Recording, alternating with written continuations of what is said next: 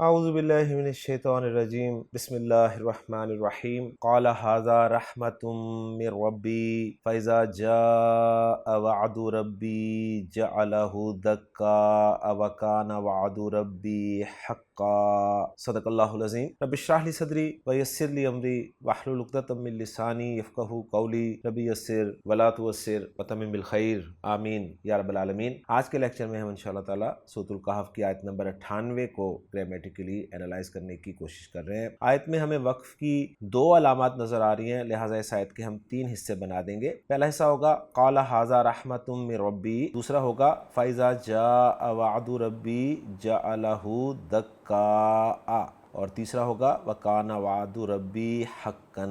اب جو پہلا حصہ ہے قال ھذا رحمت من ربی، اس کے الفاظ سے بات کرتے ہیں۔ اس میں پہلا لفظ قال فعل ہے، فعل ماضی معروف واحد مذکر غائب کا صیغہ ہے۔ ھذا اسم اشارہ واحد مذکر قریب کا ہے۔ رحمت واحد مؤنث مرفوع اسم آپ کو نظر آ رہا ہے، نکرہ ہے۔ من حرف جر ہے جس کے بعد رب جو ہے وہ مجرور ہے، اور رب کے بعد جو یا ہے آپ کو نظر آ رہی ہے وہ ضمیر مجرور متصل واحد متکلم کی ہے۔ الفاظ پہ بات مکمل ہو گئی ہے، الفاظ کو جوڑ کر اب جملہ بناتے ہیں۔ قال فعل با فاعل ہے، ہوا ضمیر مرفوع متصل اس کا فاعل ہے۔ اب مفعول بھی مقول القول چاہیے قال فعل کے لیے، تو وہ ہے ھذا رحمت من ربی۔ اس میں ھذا جو ہے یہ مبتدا ہے، لہٰذا اس کو ہم محلاً مرفوع مانیں گے، اور خبر کی جگہ پر آ رہا ہے رحمتن۔ رحمتن چونکہ نکرہ ہے، اور نکرہ کے بعد ہم جانتے ہیں کہ اگر جار مجرور آ جائے تو وہ نکرہ کے لیے عام طور پہ صفت بنتا ہے، تو من ربی جار مجرور ہے جس میں من حرف جر ہے، اور اس کا مجرور ربی ہے جو کہ مضاف مضاف الیہ کا مجموعہ ہے، اور یہ جار مجرور جو ہے یہ صفت بن رہا ہے رحمتن کی، اور پھر رحمتن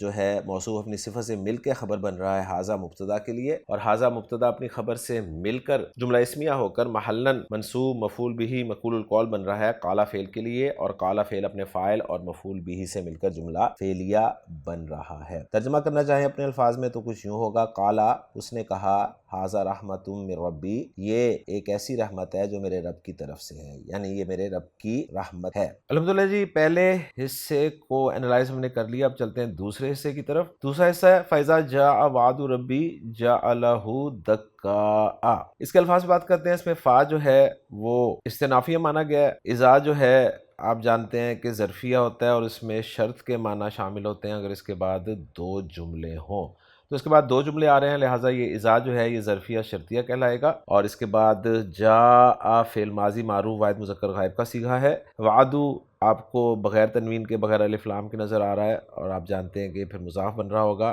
واو عین دال، وعدہ یعدو سے مصدر ہے، وعدہ یا اسم ذات ہے۔ ربی میں رب جو ہے وہ آپ کو پھر بغیر تنوین کے اور بغیر الف لام کے نظر آ رہا ہے، اور اس کے ساتھ جو ضمیر مجرور متصل نظر آ رہی ہے وہ واحد متکلم کی ہے۔ جعل فعل ماضی معروف واحد مذکر غائب کا صیغہ ہے، اور ہو جو ہے ضمیر منصوب متصل واحد مذکر غائب کی ہے، اور آخری حصہ اس لفظ کا وہ ہے دکا۔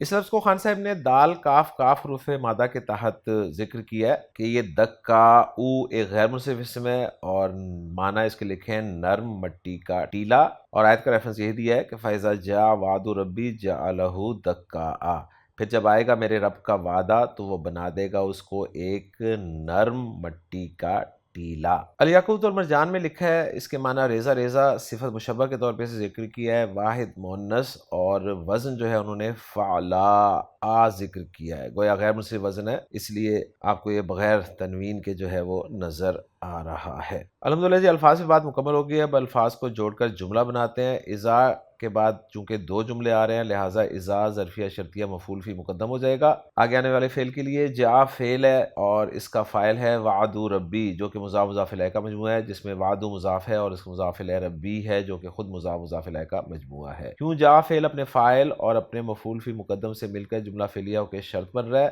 جس کا جواب و شرط ہے جعلہ دکا۔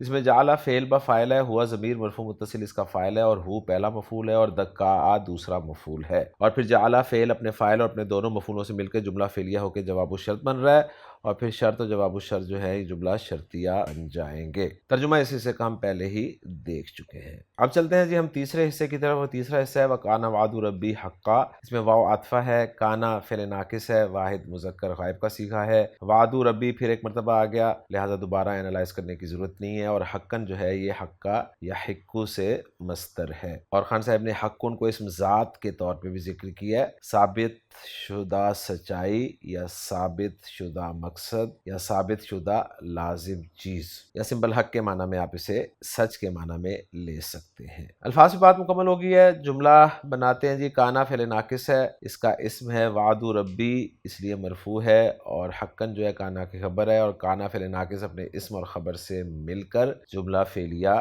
بن رہا ہے۔ ترجمہ کرنا چاہیں اپنے الفاظ میں اس حصے کا تو کچھ یوں ہوگا، اور میرے رب کا وعدہ سچا تھا، ہے اور رہے گا، یعنی یہ استمرار کے لیے یہاں پر کانا آ رہا ہے۔ تو الحمدللہ جی ہماری ورکنگ مکمل ہو گئی ہے۔ اب ذرا محمود صافی صاحب کی ورکنگ کے ساتھ اپنی ورکنگ کو میچ کر لیتے ہیں، اور اب آخر میں ہم اس کا ترجمہ دیکھتے ہیں جو عبدالسلام صاحب نے کیا ہے۔ عبدالسلام صاحب نے اس آیت کا ترجمہ کچھ یوں کیا ہے، قال ھذا رحمۃ من ربی، کہا یہ میرے رب کی طرف سے ایک رحمت ہے، فاذا جاء وعد ربی جعلہ دکاء، پھر جب میرے رب کا وعدہ آ گیا تو وہ اسے زمین کے برابر کر دے گا، وکان وعد ربی حقا، اور میرے رب کا وعدہ ہمیشہ سے سچا ہے۔